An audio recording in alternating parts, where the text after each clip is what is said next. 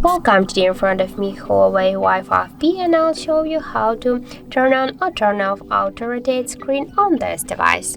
So first you should open the notification panel, and here in the top bar you'll see the auto rotate icon. Just to turn it on, you should click here once, and when the icon will in the blue color, the auto rotate of your screen will turn on. For example, we can just try that here on our Photos app, and as can you see, our screen is rotating now. And when we'll just turn off this option, now we'll go again to the gallery, and as can you see, when our device in the horizontal position, so our screen is not rotating.